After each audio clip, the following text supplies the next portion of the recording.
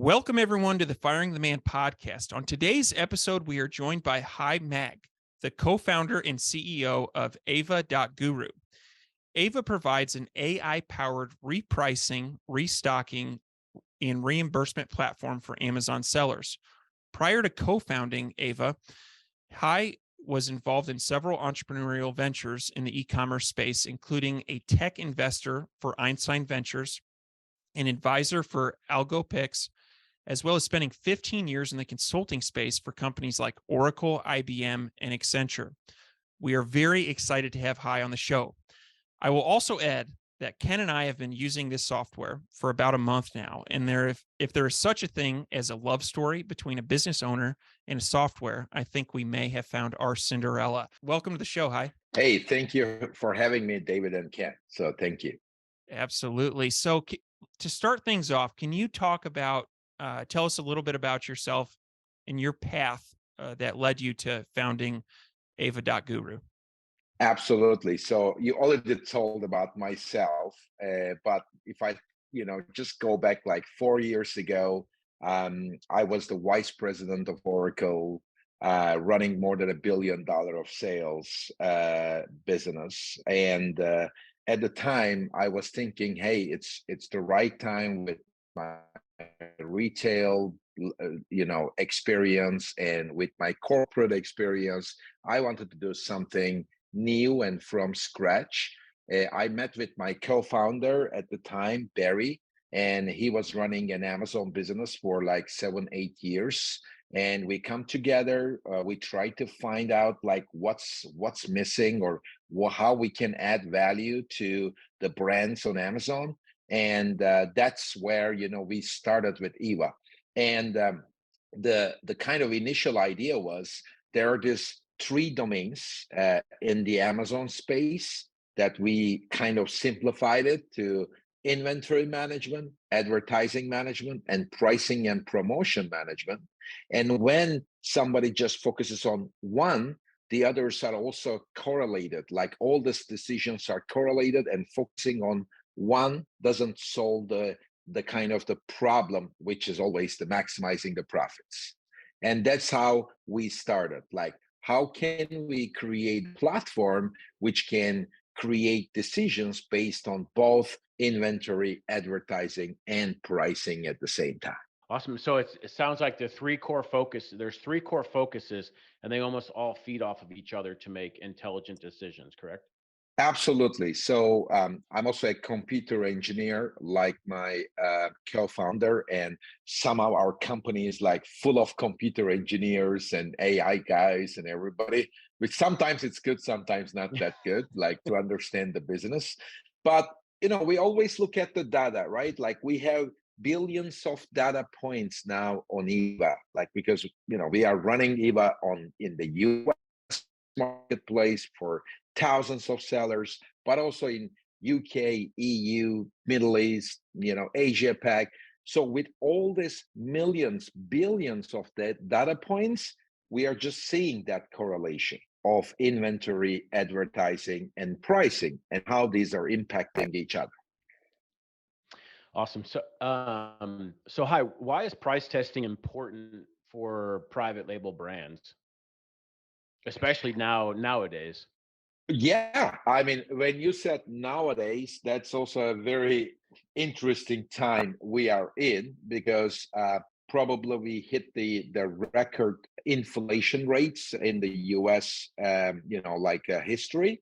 And I mean, inflation is kind of an interesting thing, because I mean, I lived in almost 45 countries in my life so far, and I was managing like Africa, where there are countries with 1,000% inflation or 100%, and you cannot imagine, like at some point people don't get it anymore. Like, what's the right price for something, right? And even yesterday I was checking, like based on like one of the focus areas we have is supplements. And I was checking like the impact of inflation on supplements, and that was between 5 to 20% compared to last year.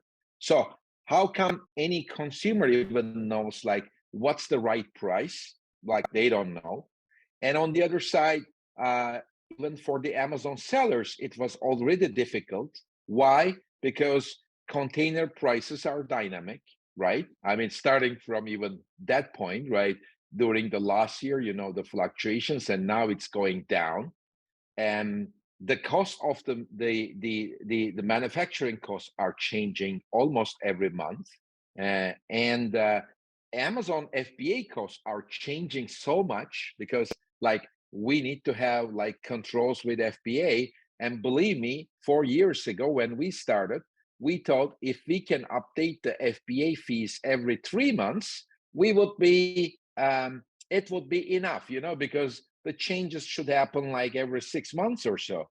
I can tell you now we are updating FBA fees every day on Eva because it's changing. Like in every single category in Amazon is like increasing the fees, unfortunately not decreasing. So what I'm saying is almost every single cost parameter and the consumer expectations, everything is like volatile, everything is dynamic. So there is absolutely no reason left like to keep the price even for a month in a static way on Amazon. I'm even having this conversation with some of the brands which are doing subscribe and save, and I prove the point that 95% of the even subscribers do not expect the same price, after a month. They know that the things are changing every day. So the price testing becomes like not just to test it for a few percent better profit or maybe a few percent better revenue, but it becomes like a mandatory piece. Like the prices need to change and adapt itself to the environment, the changing costs, as well as inflation and changing demands. Absolutely. And as a business owner, there are so many things that are out of our control. But the one thing that is in our control is the price that we set. And this was something, if you look at an Amazon platform, you can split test main images, you can split test bullet points and titles. But this price, I think, is more important than all of those. And so we had just prior to signing up with Ava, we had done it manually in a spreadsheet where we change our price into a 30-day look back, which you're really not getting real time results. There used to be a product called Profit Peak, which is since shut down. We tried out Cash Cow Pro, which we didn't really like, and this is the first price testing software that we've used that we're like, oh, this is real time data, and it's like it's real time. So like that 30-day look back, we could only do 12 price changes a year to even decide. And sometimes you'd change your price and you'd wait 30 days and it was the wrong move. And it was like, well, darn, I've been doing this for 30 days. And so really like that feature of it. So on the website, it talks about maximizing profit on autopilot. Can you discuss kind of the mechanics behind the price testing software and what exactly it's doing to identify that perfect price that optimizes profit? No, great question. And I wouldn't even call it like a price testing software, but what it does is it's a AI powered engine which finds the next best price to maximize the profits without sacrificing the velocity. Okay, so that's kind of the main principle. Now let's look at the velocity first, because under a normal condition, the velocity can be important, but with a maybe lower velocity, you can get a higher profit. But in the Amazon, if you are lowering the velocity for any reason, that will have consequences. Like that will have indirect effects. Like, if you think about the velocity, for example, if we are thinking about a pure advertising scenario, the conversion rate, right? Like that will go down as you are increasing the price. Or in the organic sales, obviously, again, the same thing. Like less people will buy your product as the price is going up. So the other thing is, if the velocity reduces, your organic rank and your keyword rankings or your best sales ranking will go down too. So which means that whatever we do, the one of the most important thing is like to keep the velocity the same or to increase the velocity by changing the price. That's very important. So it's not like theoretically maximizing the profit for the sake of the like without ignoring the velocity component. So as long as the velocity is same or more, then what we kind of find by using AI is what is the best price point for tomorrow. And based on our analysis, it's not like increasing the price by a significant amount for tomorrow, like 5, 10, 15%, but there is a range that we test the price like 1, 2% more or higher. And based on that, the AI engine basically learns more if that was the right decision or not. And the next day, it will correct the decision and try to give a better decision based on the previous day. Now, while doing this, we have 24 months of data, and especially the data from yesterday, the data from like last week, the same day, last month, last quarter, last year, the same day or same month. There's like different weights of all different types of prices happen in the back in the history of that product as well. So all of them help to find the best price point for tomorrow without sacrificing conversion rate, without sacrificing the velocity. So that's what we are trying to do.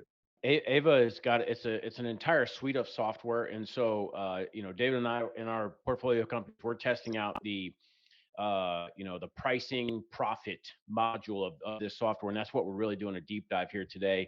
We're testing out other modules, and before the show, I talked to Hai and I said, well, we'll have you back on later and discuss more about other modules. But today we're really focusing on the pricing, the repricing feature and profitability. And so Hai, on that feature, as if someone would say, hey, I don't have any price testing right now, I don't know, and so they want to try that. When they install it, most of the listeners are private label, and so what are some of the options and features with in the price testing that you would recommend them testing? Wow, that's a great question. So first of all, as you already know, it's really easy to set it up and start testing it, because what we always say is like the first thing that you need to know as a seller is what is your real profit? What's the accurate profit? And at the monthly level, daily level, as well as at the product level. So that's the first thing that the setup needs to be done, obviously, by entering the cost information. The system will automatically calculate all the FBA fees, everything, and come up with a minimum price and the maximum price suggestion based on the cost as well as the margin or ROI expectation. So once like we define the interval, the minimum and the maximum price interval, then the rest is done by the system. So the rest means that demand-based pricing. But demand-based pricing is the default option, right? So it basically looks at the demand trends and finds the next day best price to maximize the profit. But there are other things. For example, a second one is the inventory-based pricing. Again, it kicks automatically, but especially in Q4 and for seasonal items, that can be very interesting, because as the inventory level goes below a certain threshold that the seller defines, the prices will automatically start to increase, which means that, because I was talking about the importance of velocity for Amazon to keep the ranking at the same level, but when the inventory is low, it doesn't make sense now to keep the velocity the same. Then the system will start increasing the price to delay the stock out. Now, it has also another advantage. During the Q4, we have seen a lot of our customers like making an additional 20 to 30% profit because they cannot replenish anyway. So if it's the case, why not to make more money? What's the point of like being out of stock after 5 days? Be out of stock in 20 days and make sure that like you make more money. Now, sometimes I'm pretty sure, like you mentioned, that you are doing it on an Excel sheet or manually. I know that some sellers will think, hey, I can increase the price by 30%. But then my question, how do you know that you're going to sell all the items? There is also a risk, right? But the system is doing it every day, gradually making sure, checking, what's the number of inventory days in the system versus how many units should be sold and what should be the price. So that's the inventory-based pricing. That will be also interesting. By the way, a lot of customers use BSR and tacos-based rules. I don't know if you ever checked that. It's a little bit more advanced stuff, but you can also check like the previous week's tacos versus the last week's tacos, and based on that, you define the rules, or same thing for the BSR. These are more like manual rules that can be defined. And also for the launch, we have something called target velocity-based pricing, because when you are launching a new product, you have no idea about there is no past data, so the system doesn't know what should be the right price, right? Now, what you can do is like, you can define the cost and the minimum margin, and based on that, you can also define a target velocity-based price, which means, for example, if I sell 5 units, increase the price by 2%. So you can define your own rule of like how pricing should look like based on the number of units that you sell. So that's also a possibility, which is a pure rule rather than a kind of an AI approach, which might work better for the first 3 or 6 months of the product launch, for example. One of the features that I have really liked and am curious to ask you is you can set price rounding. So, for instance, if you want your price to end in 99 cents, you can do that. And when I was setting it up, I think I did 50 ASINs with price rounding at 99 cents. I did 50 ASINs with price rounding at 97 cents, kind of the Costco approach. I did 50 ASINs at 49, and then I did 50 without anything. Just they will. And so you were mentioning the movement of price just by a small amount, that 2 to 3%. When you have price rounding, like say on a product that's $9.99, and you go to $10.99, would you be better off turning that price rounding off on your lower priced items? Well, that's again, I think it's a very good question, because when we think that there is a bit of we also called it like psychological pricing. Now, the psychological effect is on 2 sides. There is a seller side and there is a consumer side. Now, most of the sellers think like, hey, this is for the consumer. Probably they will like it if it is ending with 99. And there are studies around that it makes sense, to have it 10.99 rather than 11. Now, there are like, I read a lot about that. So, but I cannot tell you if 10.97 is, for example, better than 10.99. Now, we know that Procter and Gamble, Unilever, or you mentioned Costco, they're all trying that. Like I've seen also, I read all the articles around 47, the power of 7, the power of 8, 9, is it 49 or 99? So there is all this, but there is no, I can tell you that it's very hard to prove the point that like one works better than the other. Now it goes back to the seller psychology as well. And many sellers, like I see one seller is always doing 8, like it's always 8. He loves that, like all my products ends with 8. It's fine. That's the psychology of the seller. Now, uh, very good point that you mentioned. If you have a product which is, let's say the price is 2.4, like 2.43 cents, and it's kind of rounded between like either 199 or 299, obviously then we are talking about a big difference in the price. My thinking is like less than $10, the price rounding can have a significant impact, right? It can round the price, and that can be, maybe 10, 15, 20% increase. We can also say that, well, does it really matter? Like if somebody purchases 2.2.46 versus 2.99, would they be discouraged because there is a 40 cents difference? That's another question, right? Like, because it becomes less relevant, like that people don't look at that maybe it's 40 cents less or more. I think that it makes more sense above $10 products, like to make this work. But even if you do it below 10, still the impact is really kind of ignorable, I think. Well, that sounds good. And to our listeners, there is, I believe, a 15-day free trial.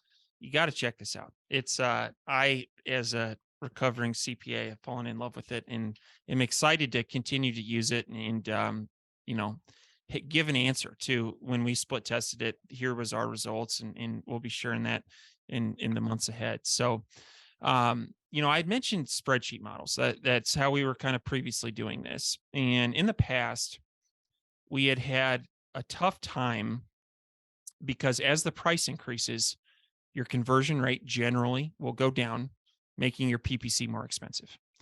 The opposite is true as well. As the price decreases, your conversion rate goes up, making PPC cheaper. So in these two examples, you kind of have this canceling out effect where you have your independent variable price, then you have two dependent variables, which is PPC cost and conversion rate, moving in opposite direction. And so how does Ava solve for that? So definitely, as you mentioned, like there is this like a negative correlation between the two parameters. And one of the things that I mentioned was Eva is made for keeping the velocity the same or more.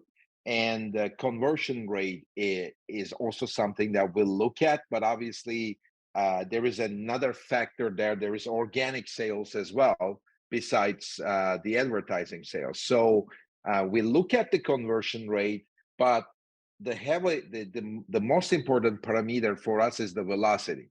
So if we theoretically assume like the same number of impressions exist and we change the price, and if the conversion rate is the same, that's exactly the interval that we are changing the price. So meaning that as long as the demand is there, the price will go up anyway. And if the demand somehow goes down or stays stable, then it doesn't make sense to increase the price anymore. So that's exactly the system decides in the next 24 hours based on all the data coming during the day.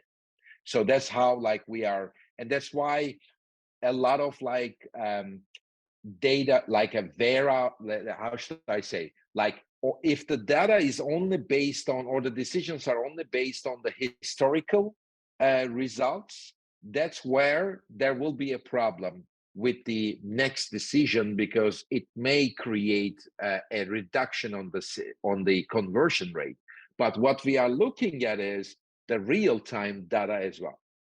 Definitely we look at the historical data with AI, but also there is the impact of the real-time situation, because Amazon decisions that like next couple of hours, next day, are also more important than what happened like last year.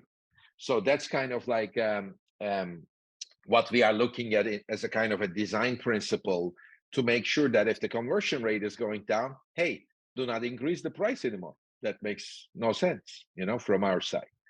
There is another thing, which is a feature, but it's a killer feature. And we just deployed, by the way, a new version of that, which I'm calling it the dynamic discounting. We are still working on it, but what is available today, I think that has also a positive impact on the conversion rate. We have seen 10 to 15% conversion because you can implement a sale price on Amazon, but by using Eva, the strike-through price. For example, you can say between Monday, so every Monday between 5 p.m. to 9 p.m., I want a 10% discounted strike-through price, and between 1 p.m. to 5 p.m., 5% discounted price. So now you can define different discounts during the day on Eva.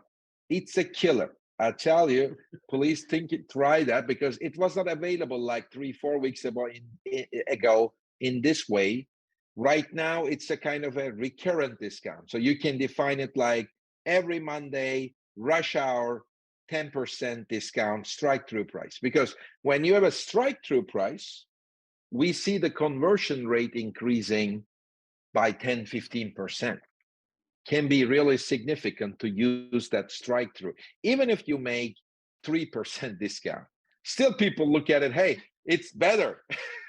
It's better than what? Doesn't matter, because now we are talking about this 1 second that the brain decides, right? Like somebody, the human brain, you are on that listing, you want to buy this product. Yes, now you can go to another listing, similar product, or you can just buy add to cart, right? You can just do the add to cart, right? So if you see the strike through price, hey, it's better now. It's better. Let's buy. So we see that all the time. That's also the data tells us that. So I also recommend to use that as well as another impact to increase the conversion rate. That's interesting, and yeah, definitely gonna check that out and do a little bit more research on that one. But it sounds like that's kind of like the crossroads of data science meets psychology, because how you're right, like when people see a sale price, they're like, oh, even if they don't want to buy it or they don't need it, they say like, oh, that's a really good deal right now, I'm just gonna get it because it's a good deal. And so I really like that. Can I give you another example, because that's Sure. so interesting as well, and I think users will like the listeners will like it. When we see an FBA listing, an FBM listing, for example, for the same ASIN, there is an FBA SKU and FBM SKU, right? And also on Eva, you can define simultaneous pricing. For example, you can say by using parent pricing, or there is another way too, but you can easily say, hey, I want my FBM to be 5% higher than FBA, which is what we recommend, right? Like we always recommend the FBM price to be higher, but also we recommend both FBM and FBA versions to coexist at the same time. You know what happens now? What we realize is if you have FBM and FBA, the consumer goes into the listing, they see that somebody else is selling the same product, but it's 5% higher price. Actually, that somebody is you, but nobody checks, right? Like, who is that guy? Well, it's like, hey, I should buy. This guy is good. Like, I mean, the other guy is selling for 10%, 5% higher. We just see that, like, based on the data, it gives us a much better conversion rate. Let's say 5% better. It's actually around 5 to 6%. But every little thing increases that, right? Like, this is very easy to set it up. And also it completely avoids you to be out of stock, right? Because you have an FBM listing as long as you can fulfill it, but nobody's buying your FBM listing because it's more expensive. Yeah. But it gives the idea, right? That, just buy now because somebody else is selling already for a bigger, better price. I love that. It seems like if you get into the mind of a shopper, one thing they may do is check price to see if they're getting a good deal. Kind of maybe I'm going to check another listing, but when they can go in and see that FBM listing, they kind of check that box of, okay, I've done my due diligence. I feel more comfortable with this purchase by now. And so I like that. Yeah, yeah. Yeah. I mean, I would like to give you another one. That's something it will be also very interesting is coupon codes. It doesn't, you know that 80% of the people do not check that at all. Like that's also interesting, right? Like people think coupon codes will have a good impact in their conversion rates, but actually only the consumers who already decided to buy and they are really careful about the listing, they check the coupon code and then they click the add to cart button, but it's not helping the conversion. It's just giving them an additional 5% discount. So that's Yeah. also what we found.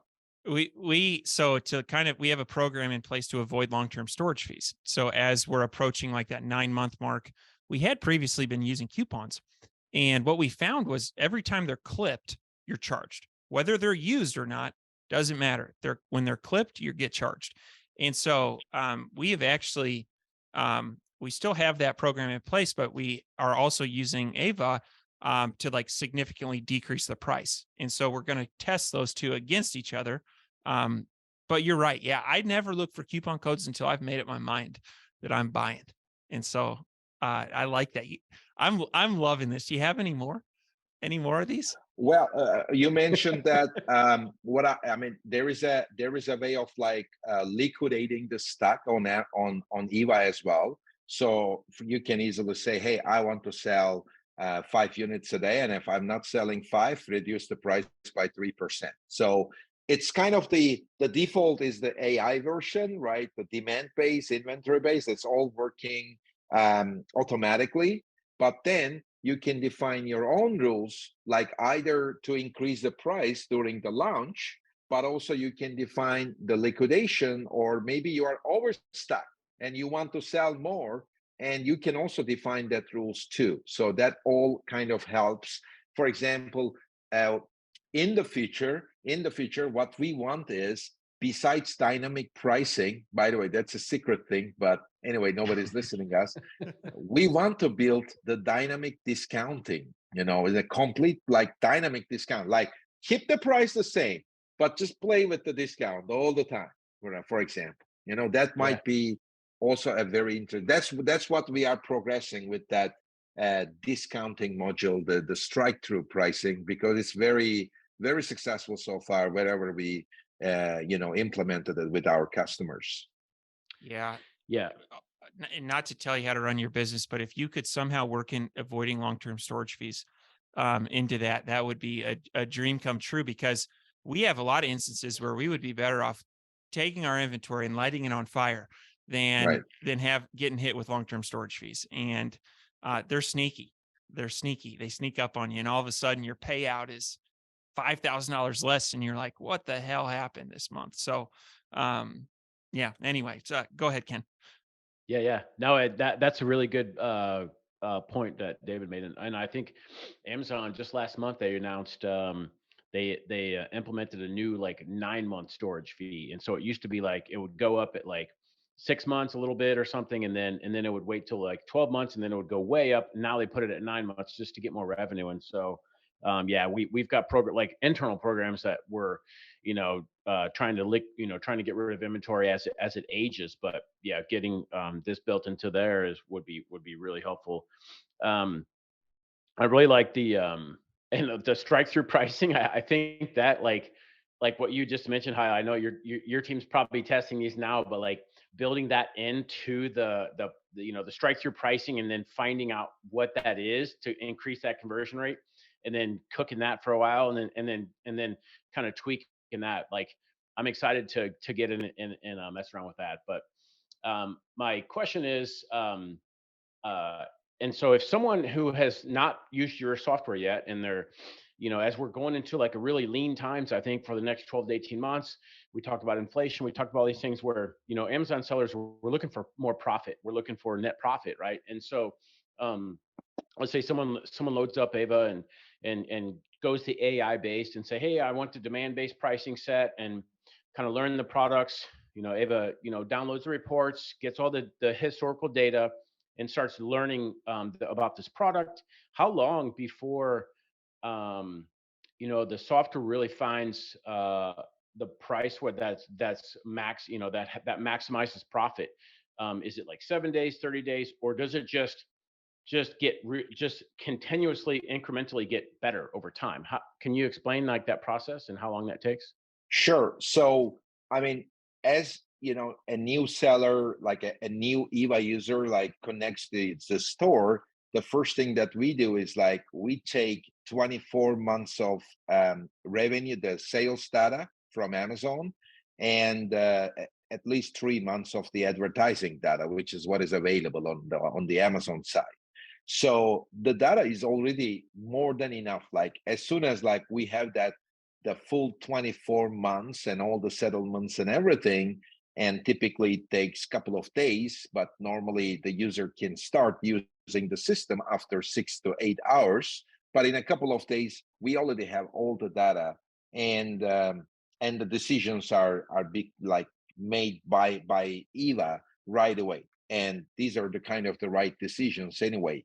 What happens is there's all these other features, like, which we mentioned about dynamic discounting or rule-based pricing or tacos based or BSR based. And it's very much depending on, there are business decisions, right? There are a lot of business decisions. So it takes the user to kind of like learn all the features and use it in the right way, maybe another 3 to 4 weeks.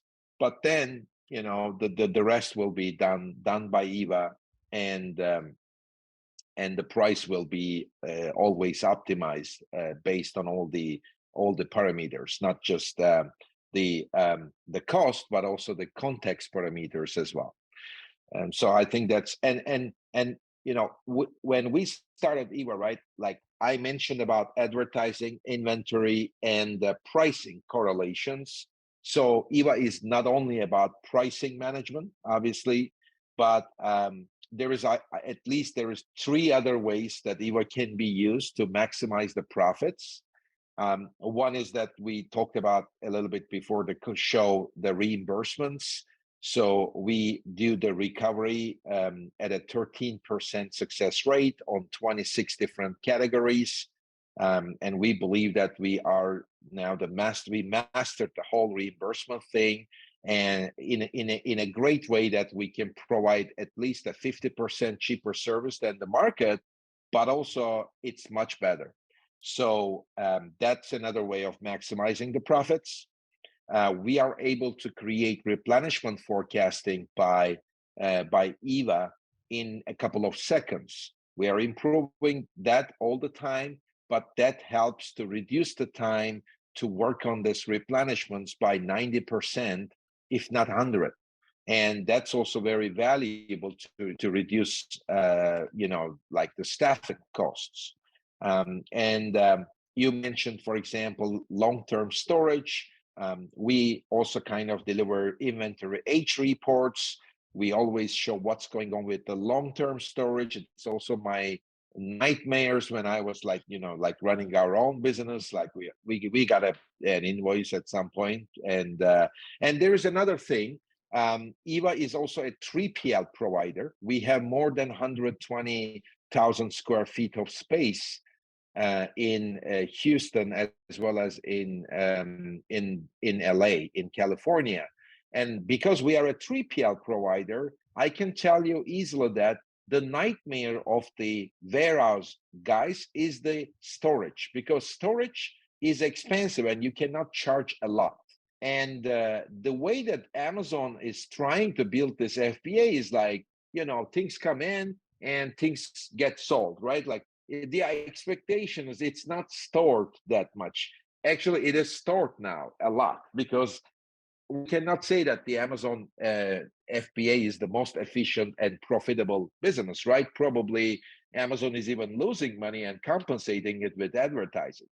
But the more people keep like the storage, there is more loss. I mean, the more things, at the long term. So that's why we should expect even more fees coming from the Amazon side with that long-term storage, because I mean, they don't want to lose money at the end of the day.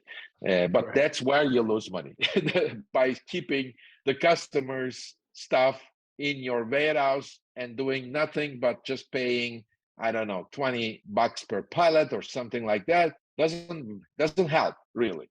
Yeah, and Right. I think one reason those are especially sneaky is you're not writing a check for them every month. They take them out of your disbursements, and so it doesn't hurt like it does when you write a check or send a wire. It's just a really subtle expense of the business that you, if you don't pay attention to it, it can really come up and bite you. So um, one thing you had talked about, or you had asked the question about how long does it take, and I, as we were prepping for this podcast, I jotted down some stats from our first 14 days. So we did 3 brands in 6 marketplaces.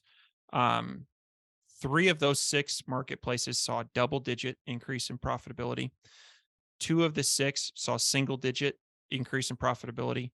And one of them saw a decrease, but that was a function of a stock out on one of our hero SKUs. And so we're only 14 days. That was only a 14-day look.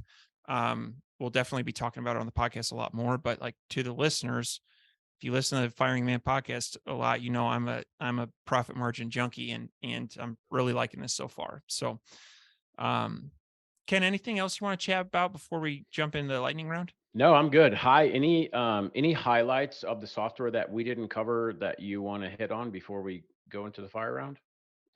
We are working a lot on the advertising aspect right now. I mean, that's we are a 150 people team with a 35 people just working on developing the software, and primary focus is on advertising because I want to nail it down. I want to make sure that all the sellers have the best advertising, kind of approach, and in a cost effective way, because whatever we do, we try to make it really cost effective, nothing like percentage based software and things like that.